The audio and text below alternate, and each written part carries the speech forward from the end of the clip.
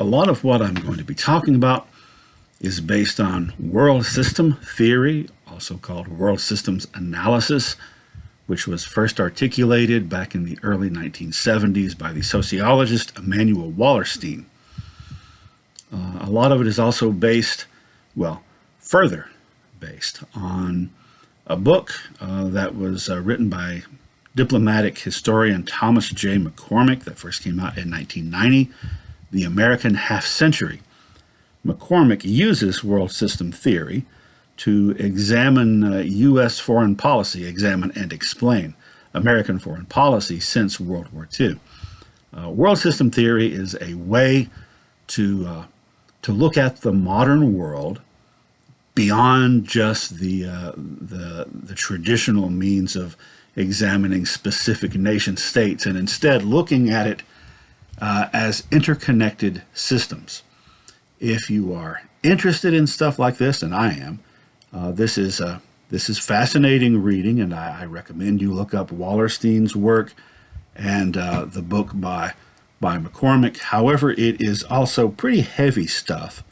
So for my undergrad students, I just try to paraphrase and put it in context with what we're talking about. If we're going to be defining terms, we should probably start with some basic ones, like, for example, what do I mean when I say the modern world? Because after all, modern means different things to different people. For a lot of my students, Friends and Golden Girls were before the modern era, whereas for me, they're part of the modern era. So what we're talking about specifically when we say modern or modernity, which is the sort of, fancy grad school way of speaking of it, is, and this is how historians periodize it, roughly speaking, around 1492 on, around the time that the Eastern and Western hemispheres were drawn together, and it first became possible for anything really to be truly global. Now, some people would put it a little bit earlier, maybe earlier in the 15th century at the beginning of the Age of Exploration, but it's the same idea. So roughly 15th century, easy way to remember, 1492, when everything changed. So that, for example, if you were looking at history classes to take at your university, there might be classes offered in early modern America or even early modern Japan. I took grad school courses on early modern Japan. Among historians, that term early modern means roughly the year 1500 to about 1700. So that's what we're talking about. The beginning of the modern world was the beginning of really global interaction. And what do we mean by the term world system?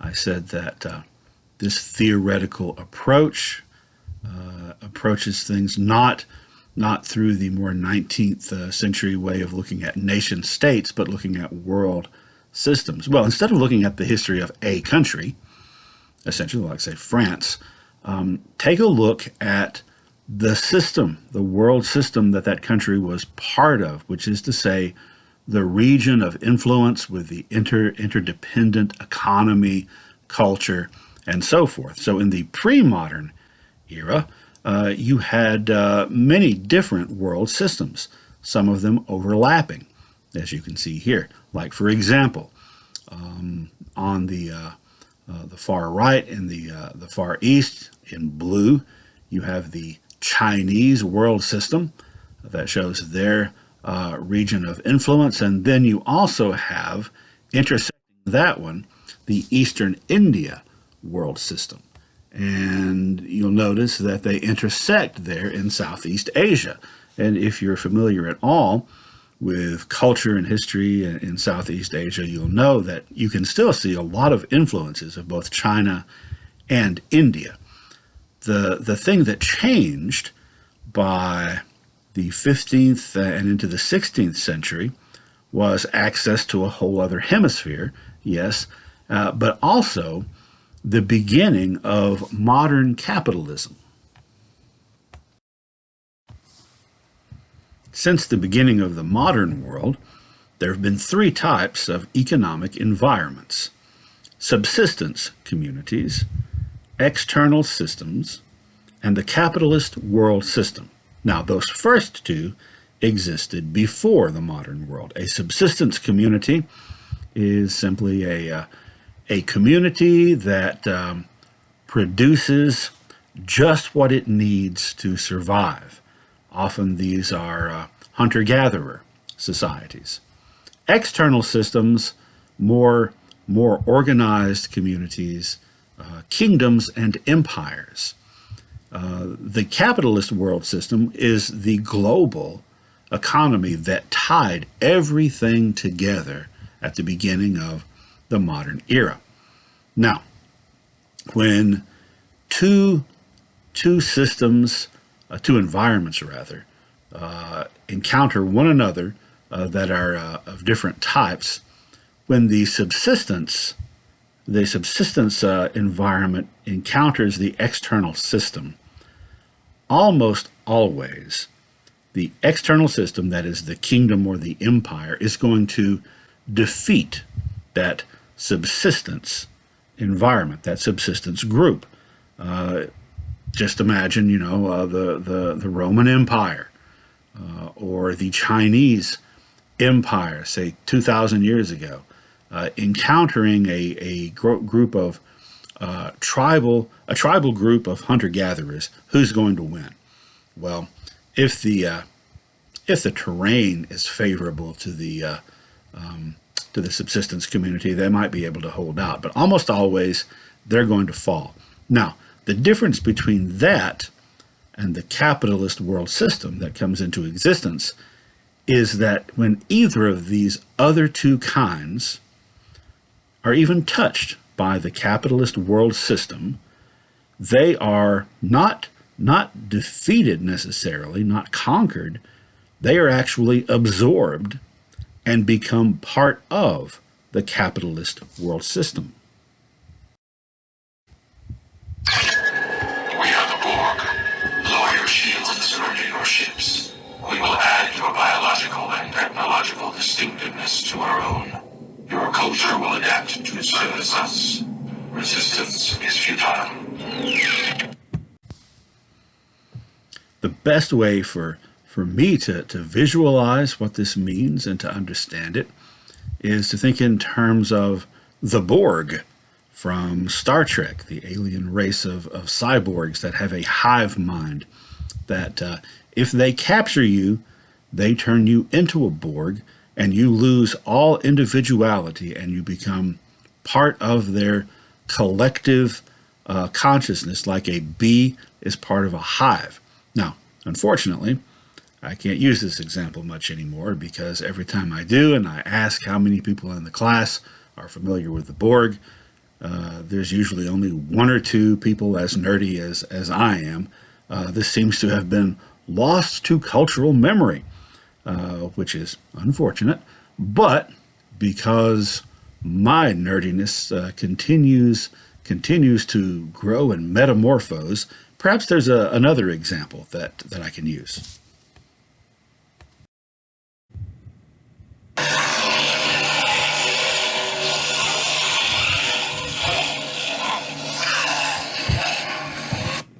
We are the Walking Dead. So once that walker bites you, by golly, that's it for you.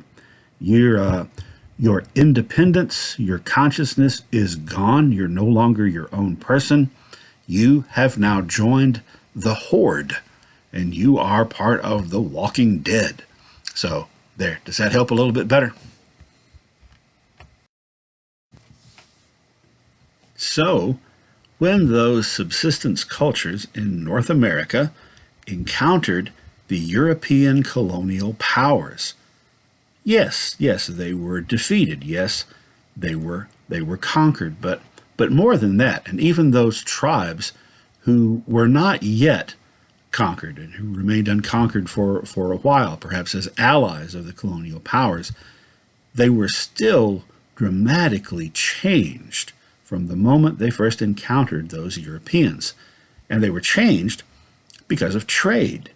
You see, those newcomers were bringing trade goods, whether it be metal tools and weapons, whether it be glass beads that may seem worthless to you and me, but if your culture placed a high value on beads and shells and you had to find them on your own and polish them, and here's some that you could use that are ready-made, why, those kinds of things were very attractive.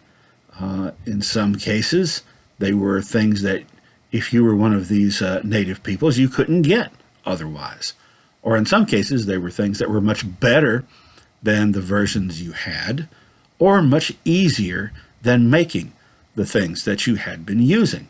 So the native tribes got drawn into this web of trade. And of course, if you're going to trade, you have to give something in return.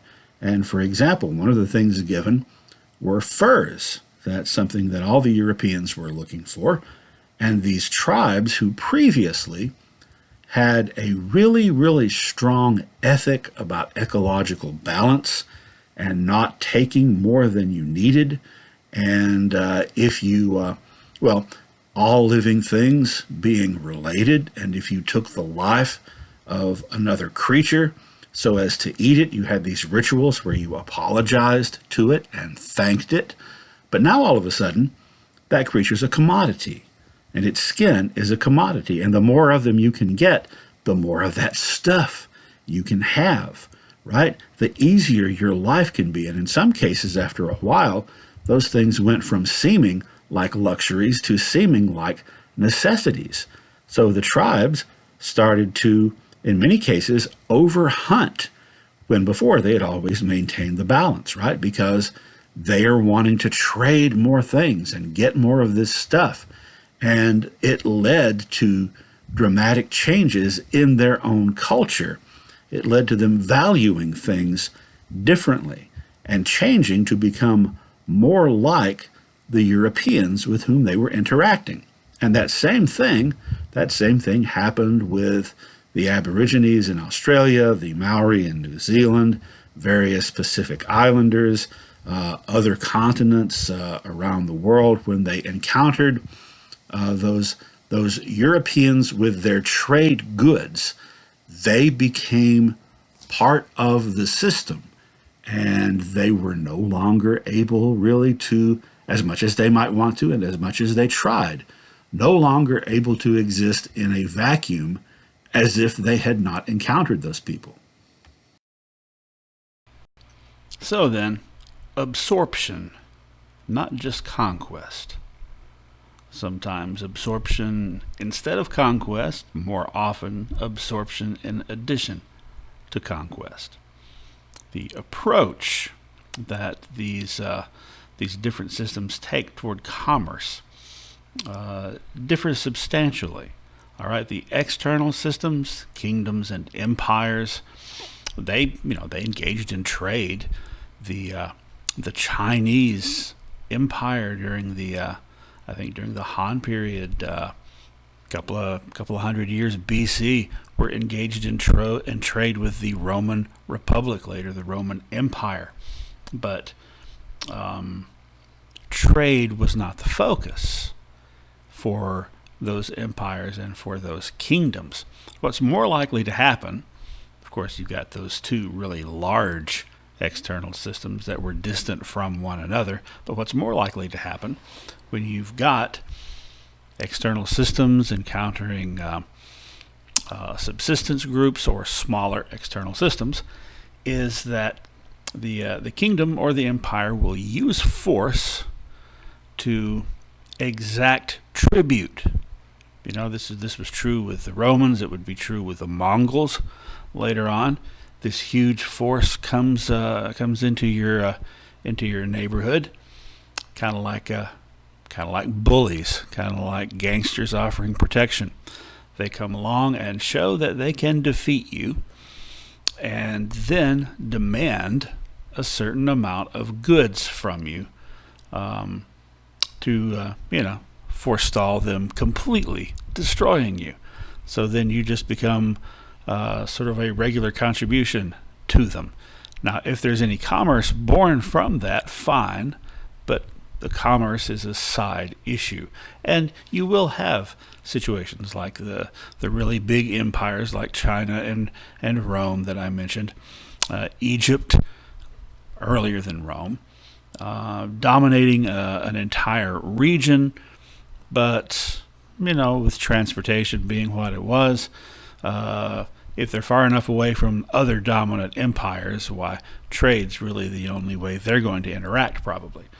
But the world capitalist system uses force not to exact tribute, but uses force to facilitate commerce. Commerce is the main goal. And commerce was the main goal of the age of exploration. It wasn't scientific curiosity. It was commerce. Commerce then becomes the core of the system. And that's what happened after the age of exploration with the major European powers as they started to vie with one another in this brave new world, this brave new interconnected global enterprise of trying to come out on top, not just militarily, but even more importantly than that, commercially. And what would tend to happen, what does tend to happen in that capitalist system, and this is what happened early on in the colonial period, is that you'll have several major powers all contending against one another, and sort of the natural result of that is a balance of power that gets reached at some point. Now, that balance of power can sometimes be disrupted. It can be tilted in one country's favor, and we'll talk later about what that looks like. But this is how capitalism as it was developing, global capitalism, 15th, early 16th century, looked like. Now, the specific form of capitalism that was kind of like stage one was called mercantile capitalism or merchant capitalism. This was the system that the colonial powers engaged in, the capitalist system, from the beginning of the modern era, circa 1500, to circa 1800. Obviously, there's a lot of commercial emphasis, right? A lot of merchandising going on, hence the name. But some other important aspects, probably the most important aspect so far as our discussions and our class is concerned, is the fact that in a mercantile system, and remember, England, France, Spain, the Netherlands, they were all mercantile capitalists in the colonial period. In a mercantile system, protectionism is the biggest earmark of it. Protectionism, what does that mean?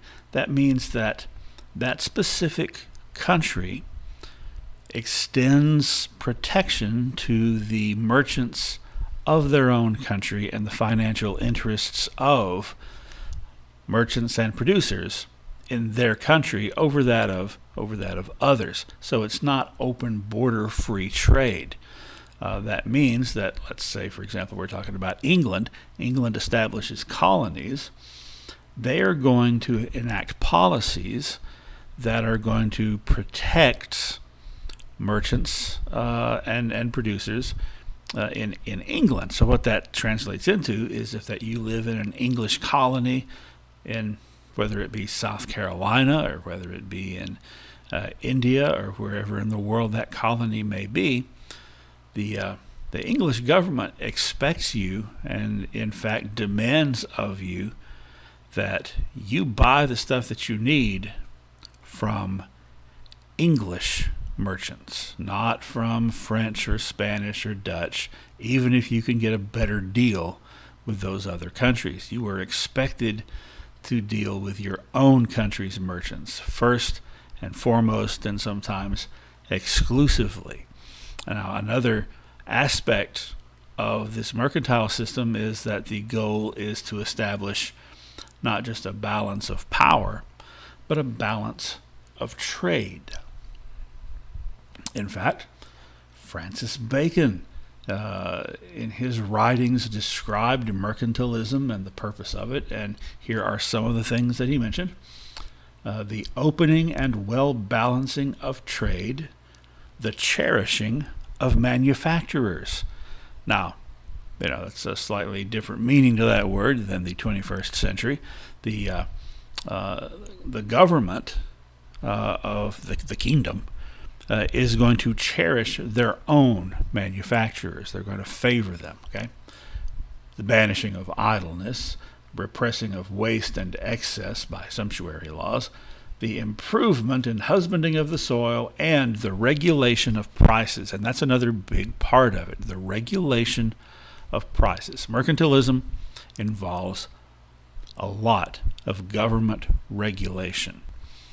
So if you are familiar with your colonial American history, with your early U.S. history, as in right before it became the U.S., you'll know that those American colonists got really upset with the British Crown, with the English government, because of the regulations that were being imposed on them, both the taxes and the restrictions being imposed on them as to who they could trade with, and who they were forced to trade with. For example, being forced to accept that certain company's tea that the people in Boston got a little upset about. Well, the second big phase of global capitalism that followed on the heels of mercantilism, that started in the mid-1700s, is free market capitalism, also called laissez-faire. Not surprisingly, that term was invented by a French guy. Laissez-faire, it means literally it means to let do or let make. Laissez means allow. And by the way, that's how it's pronounced en français, laissez-faire, not laissez-faire, as I've heard some teachers pronounce it when I was a kid. Adam Smith, the biggest name in this type of economics, classical liberal economics, which is not the same thing as 21st century political liberal politics. Adam Smith, a Scottish economist who wrote a book called Wealth of Nations, Smith talked about the invisible hand of the market. He proposed the opposite of mercantilism. He proposed that the less government was involved in trade, the better, which is not how governments did things, the governments of England, France, and etc.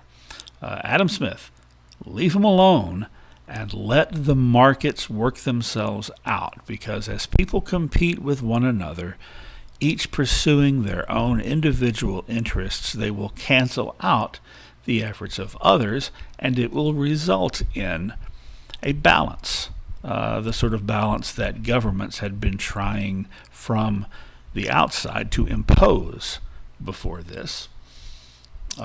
Essentially, Smith was saying that once you have more stuff than you need for your immediate use, and once you start saving it, then you can find ways to make money from it. And that goes back to our discussion of the yayoi and the jomon earlier.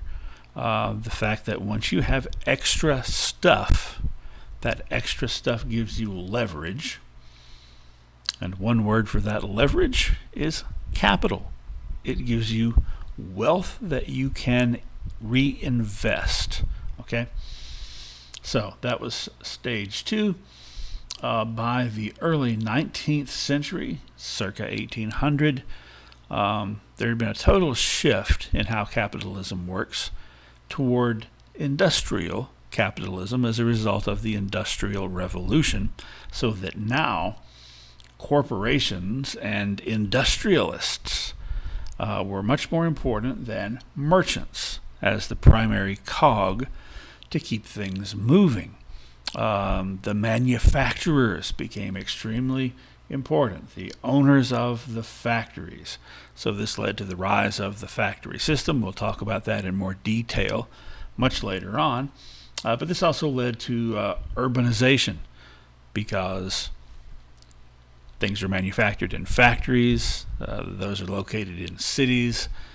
People would come from the rural areas to come work in the cities, and that led to fewer people being directly involved in nature, in their daily activities or for their livelihood.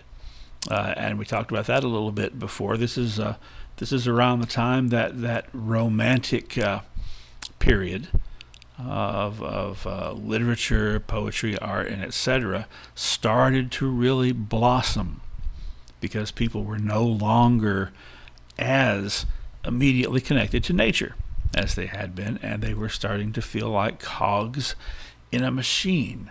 And so here things kind of come full circle in our discussion as the industrial type of capitalism takes off. Again, leading to a lot of social changes. In the U.S., those social changes would result in something called the market revolution, which we will talk about in great detail later on.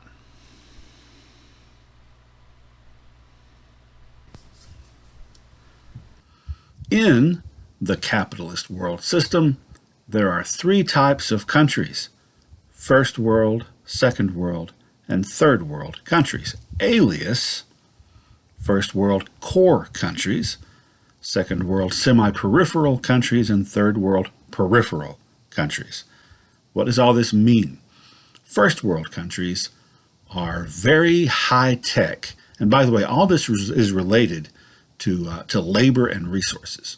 So first world countries, extremely high tech, very high profit. It's where, well, a lot of the obviously a lot of the banking, a lot of the economic stuff is going on. Second world countries, semi-peripheral, not in the core, they provide the more intermediate functions, transporting goods from country to country, less complex manufacturing, and therefore less profitable manufacturing, whereas a first world country might be manufacturing, when they do manufacture very, very high-tech things.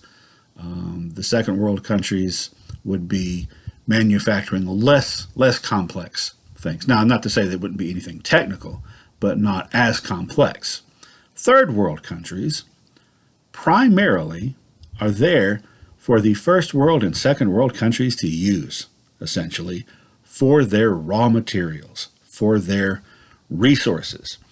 So a third world country is a country that has or used to have valuable resources, but they're not really being used by the people in the country. They're being shipped out of the country. Maybe it's because a first or second world country had colonized them.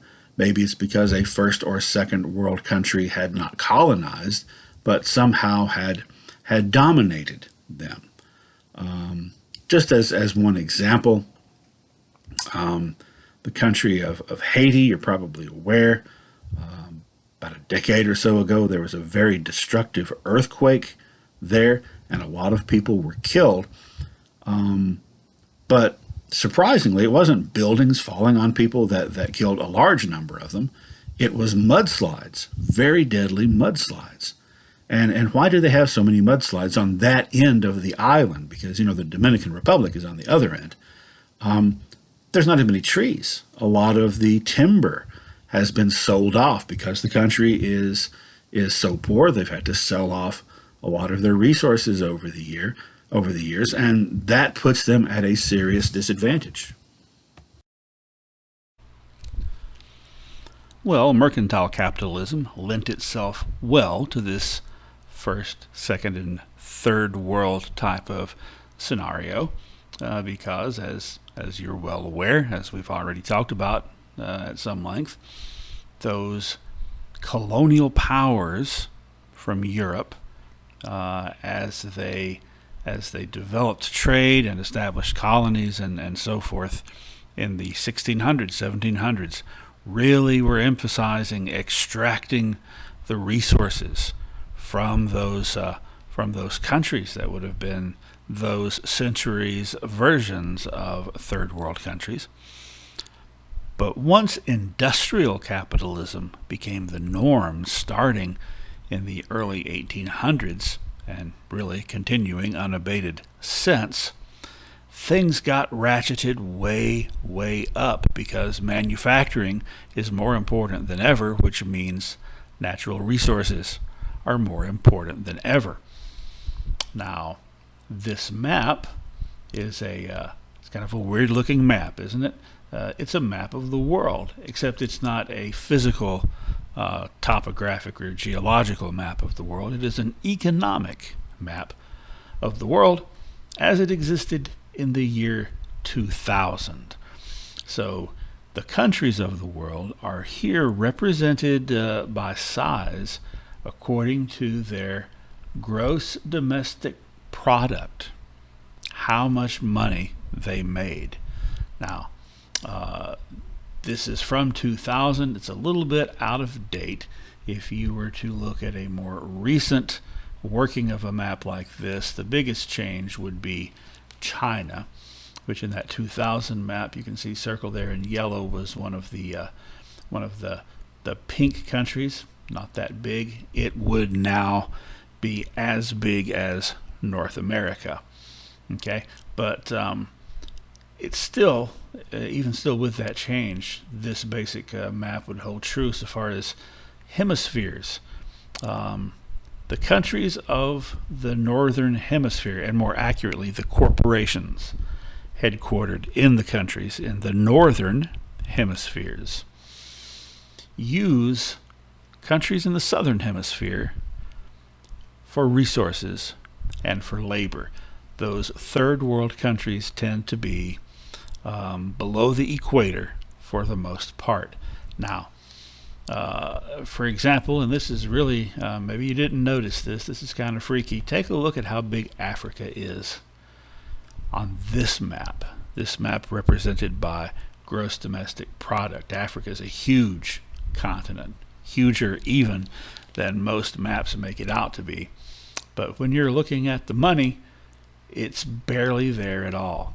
And that's because all the money, all the resources continue to be extracted from Africa and from other countries, particularly in South America and in parts of Southeast Asia, to the extent that they economically are sort of withered on the vine.